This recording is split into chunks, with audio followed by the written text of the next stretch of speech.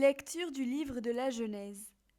Au commencement, Dieu créa le ciel et la terre. La terre était informe et vide. Les ténèbres étaient au-dessus de l'abîme, et le souffle de Dieu planait au-dessus des eaux. Dieu dit : Que la lumière soit, et la lumière fut. Dieu vit que la lumière était bonne, et Dieu sépara la lumière des ténèbres. Dieu appela la lumière jour, il appela les ténèbres nuit. Il y eut un soir, il y eut un matin, premier jour. Et Dieu dit : Qu'il y ait un firmament au milieu des eaux, et qu'il sépare les eaux. Dieu fit le firmament. Il sépara les eaux qui sont au-dessous du firmament, et les eaux qui sont au-dessus. Et ce fut ainsi. Dieu appela le firmament ciel. Il y eut un soir, il y eut un matin, deuxième jour. Et Dieu dit : Les eaux qui sont au-dessous du ciel, qu'elles se rassemblent en un seul lieu, et que paraisse la terre ferme. Et ce fut ainsi. Dieu appela la terre ferme terre, et il appela la masse des eaux mer. Et Dieu vit que cela était bon. Dieu dit : Que la terre produise l'herbe, la plante qui porte sa semence, et que, sur la terre, l'arbre à fruits donne, selon son espèce, le fruit qui porte sa semence. Et ce fut ainsi. La terre produisit l'herbe, la plante qui porte sa semence, selon son espèce, et l'arbre qui donne, selon son espèce, le fruit qui porte sa semence. Et Dieu vit que cela était bon. Il y eut un soir, il y eut un matin, troisième jour. Et Dieu dit : Qu'il y ait des luminaires au firmament du ciel, pour séparer le jour de la nuit, qu'ils servent de signes pour marquer les fêtes, les jours et les années, et qu'ils soient, au firmament du ciel, des luminaires pour éclairer la terre. Et ce fut ainsi. Dieu fit les deux grands luminaires, le plus grand pour commander au jour, le plus petit pour commander à la nuit. Il fit aussi les étoiles. Dieu les plaça au firmament du ciel pour éclairer la terre, pour commander au jour et à la nuit, pour séparer la lumière des ténèbres. Et Dieu vit que cela était bon. Il y eut un soir, il y eut un matin, quatrième jour. Et Dieu dit : Que les eaux foisonnent d'une profusion d'êtres vivants, et que les oiseaux volent au-dessus de la terre sous le firmament du ciel.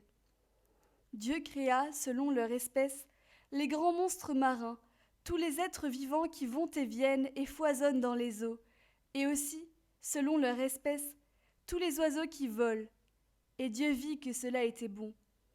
Dieu les bénit par ces paroles : Soyez féconds et multipliez-vous, remplissez les mers, que les oiseaux se multiplient sur la terre. Il y eut un soir, il y eut un matin, cinquième jour. Et Dieu dit : Que la terre produise des êtres vivants selon leur espèce, bestiaux, bestioles et bêtes sauvages selon leur espèce. Et ce fut ainsi. Dieu fit les bêtes sauvages selon leur espèce, les bestiaux selon leur espèce, et toutes les bestioles de la terre selon leur espèce. Et Dieu vit que cela était bon. Dieu dit : Faisons l'homme à notre image, selon notre ressemblance, qu'il soit le maître des poissons de la mer, des oiseaux du ciel, des bestiaux, de toutes les bêtes sauvages et de toutes les bestioles qui vont et viennent sur la terre. Dieu créa l'homme à son image. À l'image de Dieu, il les créa. Il les créa hommes et femmes. Dieu les bénit et leur dit : Soyez féconds et multipliez-vous, remplissez la terre et soumettez-la. Soyez les maîtres des poissons de la mer, des oiseaux du ciel et de tous les animaux qui vont et viennent sur la terre. Dieu dit encore : Je vous donne toute plante qui porte sa semence sur toute la surface de la terre, et tout arbre dont le fruit porte sa semence. Telle sera votre nourriture. À tous les animaux de la terre, à tous les oiseaux du ciel, à tout ce qui va et vient sur la terre et qui a souffle de vie, je donne comme nourriture toute herbe verte. Et ce fut ainsi. Et Dieu vit tout ce qu'il avait fait, et voici, cela était très bon. Il y eut un soir, il y eut un matin, sixième jour. Ainsi furent achevés le ciel et la terre, et tout leur déploiement. Le septième jour, Dieu avait achevé l'œuvre qu'il avait faite. Il se reposa le septième jour de toute l'œuvre qu'il avait faite.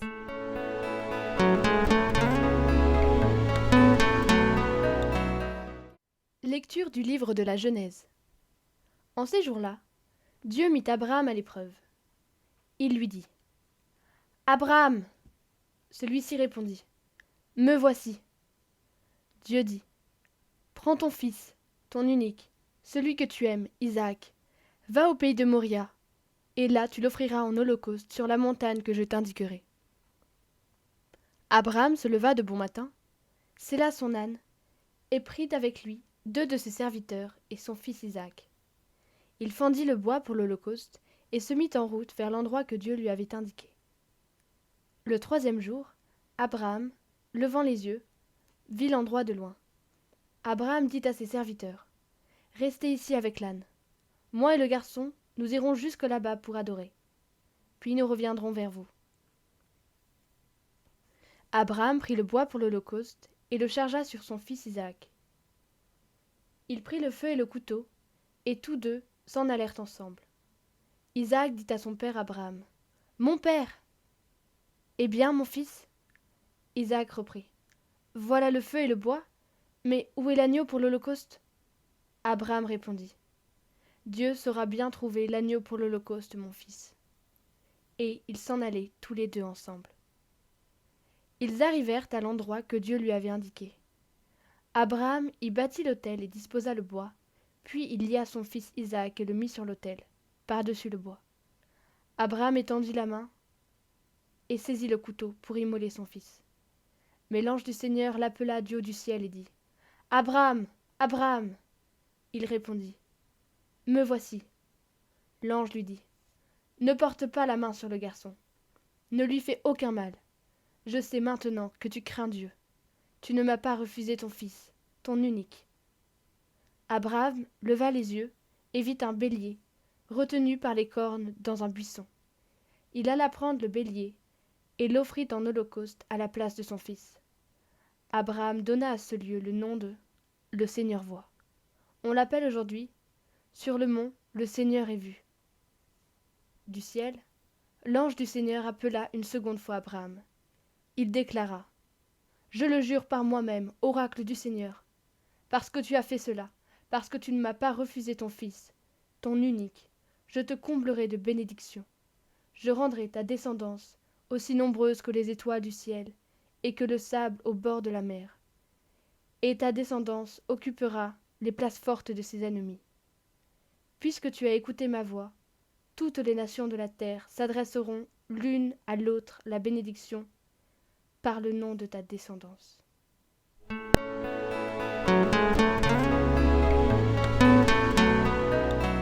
Lecture du livre de l'Exode.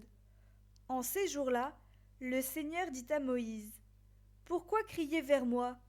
Ordonne aux fils d'Israël de se mettre en route. Toi, lève ton bâton, étends le bras sur la mer, fends-la en 2, et que les fils d'Israël entrent au milieu de la mer à pied sec. Et moi, je ferai en sorte que les Égyptiens s'obstinent. Ils y entreront derrière eux. Je me glorifierai aux dépens de Pharaon et de toute son armée, de ses chars et de ses guerriers.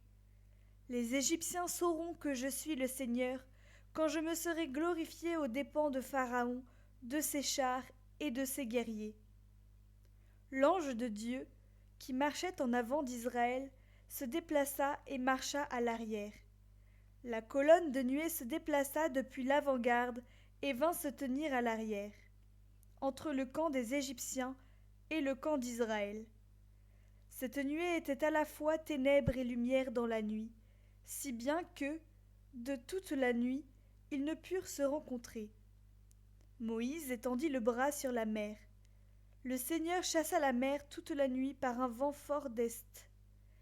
Il mit la mer à pied sec, et les eaux se fendirent. Les fils d'Israël entrèrent au milieu de la mer à pied sec, les eaux formant une muraille à leur droite et à leur gauche. Les Égyptiens les poursuivirent. Tous les chevaux de Pharaon, ses chars et ses guerriers entrèrent derrière eux jusqu'au milieu de la mer.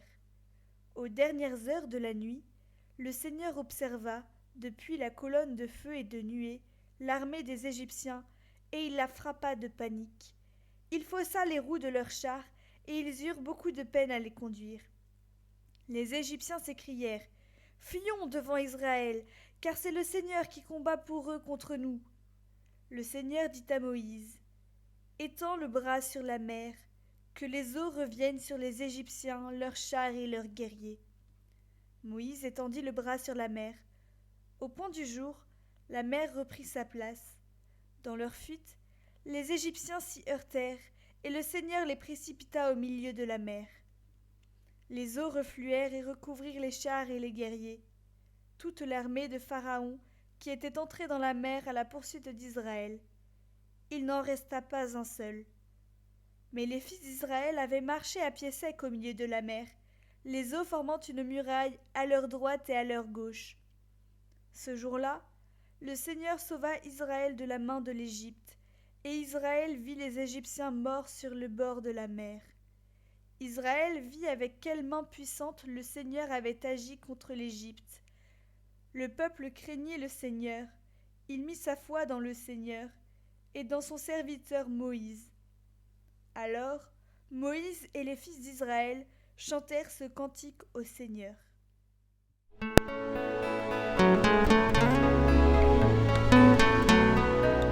Lecture du livre du prophète Isaïe. Parole du Seigneur adressée à Jérusalem. Ton époux, c'est celui qui t'a faite. Son nom est le Seigneur de l'univers. Ton Rédempteur, c'est le Saint d'Israël. Il s'appelle Dieu de toute la terre. Oui, comme une femme abandonnée, accablée, le Seigneur te rappelle. Est-ce que l'on rejette la femme de sa jeunesse ? Dit ton Dieu. Un court instant, je t'avais abandonné, mais dans ma grande tendresse, je te ramènerai. Quand ma colère a débordé, un instant, je t'avais caché ma face. Mais dans mon éternelle fidélité, je te montre ma tendresse, dit le Seigneur ton Rédempteur. Je ferai comme au temps de Noé, quand j'ai juré que les eaux ne submergeraient plus la terre. De même, je jure de ne plus m'irriter contre toi, et de ne plus te menacer. Même si les montagnes s'écartaient, si les collines s'ébranlaient, ma fidélité ne s'écarterait pas de toi. Mon alliance de paix ne serait pas ébranlée, dit le Seigneur, qui te montre sa tendresse. Jérusalem, malheureuse, battue par la tempête, inconsolée, voici que je vais sertir tes pierres et poser tes fondations sur des saphirs. Je ferai tes créneaux avec des rubis, tes portes en cristal de roche, et toute ton enceinte avec des pierres précieuses. Tes fils seront tous disciples du Seigneur, et grande sera leur paix. Tu seras établi sur la justice, loin de toi l'oppression. Tu n'auras plus rien à craindre, loin de toi la terreur. Elle ne t'approchera plus.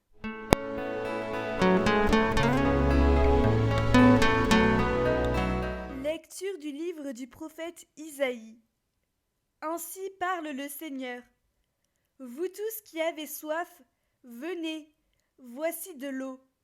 Même si vous n'avez pas d'argent, venez acheter et consommer. Venez acheter du vin et du lait, sans argent, sans rien payer. Pourquoi dépenser votre argent pour ce qui ne nourrit pas, vous fatiguer pour ce qui ne rassasie pas? Écoutez-moi bien, et vous mangerez de bonnes choses, vous vous régalerez de viande savoureuse. Prêtez l'oreille, venez à moi, écoutez et vous vivrez. Je m'engagerai envers vous par une alliance éternelle. Ce sont les bienfaits garantis à David. Lui, j'en ai fait un témoin pour les peuples un guide et un chef. Toi, tu appelleras une nation inconnue de toi. Une nation qui ne te connaît pas accourra vers toi, à cause du Seigneur ton Dieu, à cause du Saint d'Israël, car il fait ta splendeur. Cherchez le Seigneur tant qu'il se laisse trouver. Invoquez-le tant qu'il est proche. Que le méchant abandonne son chemin et l'homme perfide ses pensées. Qu'il revienne vers le Seigneur qui lui montrera sa miséricorde, vers notre Dieu qui est riche en pardon. Car mes pensées ne sont pas vos pensées, et vos chemins ne sont pas mes chemins, oracle du Seigneur. Autant le ciel est élevé au-dessus de la terre, autant mes chemins sont élevés au-dessus de vos chemins, et mes pensées au-dessus de vos pensées. La pluie et la neige qui descendent des cieux N'y retourne pas sans avoir abreuvé la terre, sans l'avoir fécondée et l'avoir fait germer, donnant la semence au semeur et le pain à celui qui doit manger. Ainsi ma parole, qui sort de ma bouche, ne me reviendra pas sans résultat, sans avoir fait ce qui me plaît, sans avoir accompli sa mission.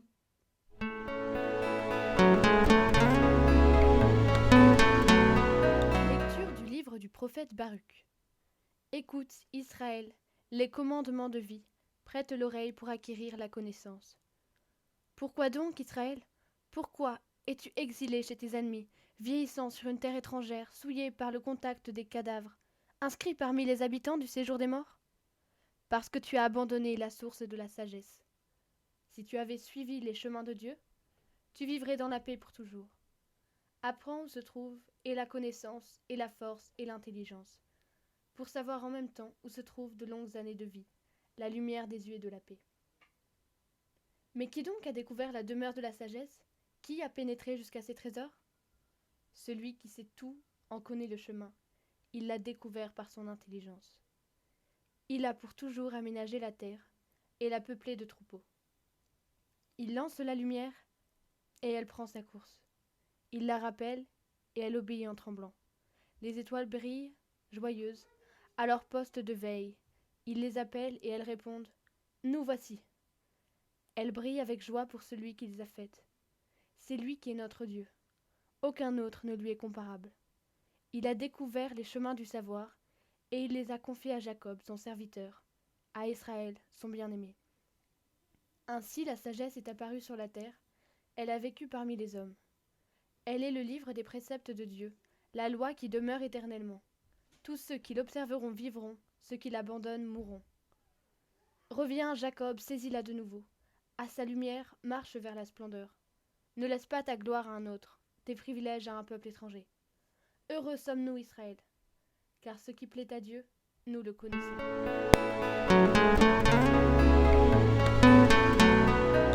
Lecture du livre du prophète Ézéchiel. La parole du Seigneur me fut adressée.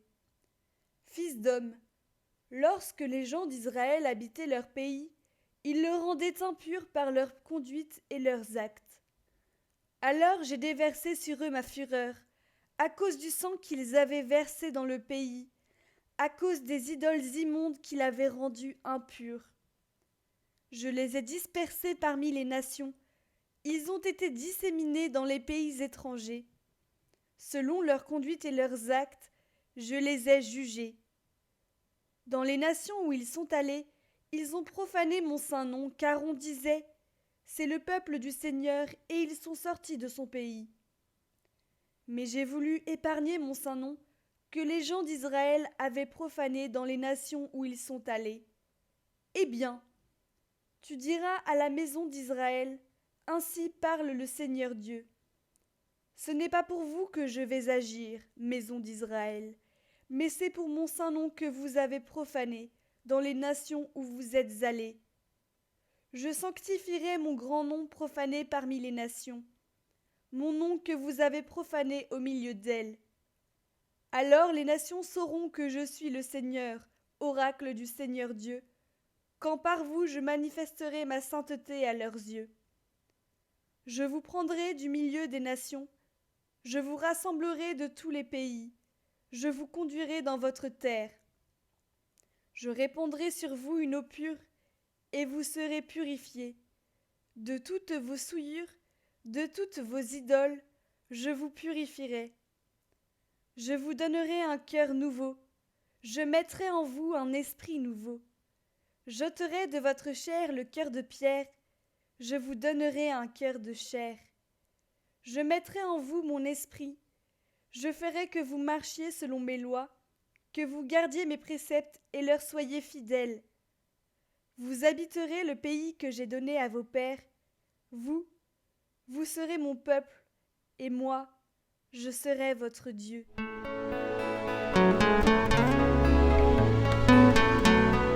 Lecture de la lettre de saint Paul apôtre aux Romains. Frères, nous tous qui par le baptême avons été unis au Christ Jésus, c'est à sa mort que nous avons été unis par le baptême. Si donc, par le baptême qui nous unit à sa mort, nous avons été mis au tombeau avec lui, c'est pour que nous menions une vie nouvelle, nous aussi, comme le Christ qui, par la toute-puissance du Père, est ressuscité d'entre les morts.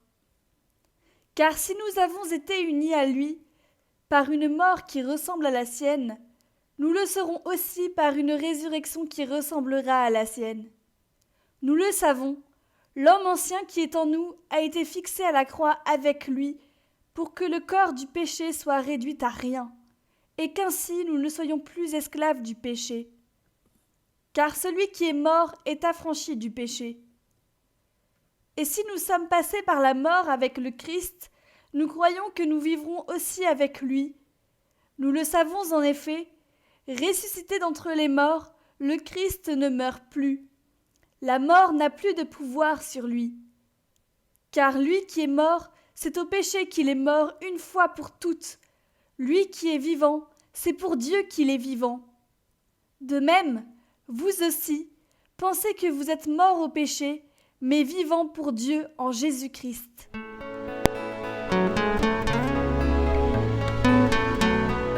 Évangile de Jésus-Christ selon saint Luc. Le premier jour de la semaine, à la pointe de l'aurore, les femmes se rendirent au tombeau, portant les aromates qu'elles avaient préparés. Elles trouvèrent la pierre roulée sur le côté du tombeau. Elles entrèrent, mais ne trouvèrent pas le corps du Seigneur Jésus. Alors qu'elles étaient désemparées, voici que 2 hommes se tinrent devant elles, en habits éblouissants. Saisies de crainte, elles gardaient leur visage incliné vers le sol. Ils leur dirent : « Pourquoi cherchez-vous le vivant parmi les morts ? Il n'est pas ici, il est ressuscité. Rappelez-vous ce qu'il vous a dit quand il était encore en Galilée. Il faut que le Fils de l'homme soit livré aux mains des pécheurs, qu'il soit crucifié et que le 3e jour il ressuscite. » Alors elles se rappelèrent les paroles qu'il avait dites. Revenues du tombeau, elles rapportèrent tout cela aux 11 et à tous les autres. C'étaient Marie-Madeleine, Jeanne et Marie, mère de Jacques. Les autres femmes qui les accompagnaient disaient la même chose aux apôtres, mais ces propos leur semblèrent délirants, et ils ne les croyaient pas. Alors Pierre se leva et courut au tombeau, mais en se penchant, il vit les linges et eux seuls. Il s'en retourna chez lui, tout étonné de ce qui était arrivé. Béni soit Dieu notre Seigneur, car il a visité son peuple comme il nous l'avait annoncé, pour nous purifier du péché, pour nous qui marchions dans le noir, une lumière a resplendi, clameur de joie et de victoire, la mort est vaincue par la vie. La vie s'est manifestée, la vie qui était tournée vers le Père. La vie s'est manifestée, et nous voilà l'annonçons, Dieu est vivant. Dieu est sagesse et vérité, justice et paix sont devant lui. Il est le chemin et la vie, la joie, l'amour et la lumière. Il est venu pour nous sauver, l'astre d'en haut qui s'est levé. Au cœur les ténèbres a brillé, de la mort nous a délivrés. La vie s'est manifestée, la vie qui était tournée vers le Père. La vie s'est manifestée, et nous voilà dans son Dieu est vivant. Ce que nos yeux ont contemplé, et ce que nos mains ont touché, de Jésus le Verbe de vie, pour notre joie nous témoignons. Dieu est fidèle pour toujours, il se souvient de son amour, la vérité a retenti, du péché nous sommes guéris. La vie s'est manifestée, la vie qui était tournée vers le Père. La vie s'est manifestée, et nous vous l'annonçons, Dieu est vivant. Et nous vous l'annonçons, Dieu est vivant. Et nous vous l'annonçons, Dieu est vivant.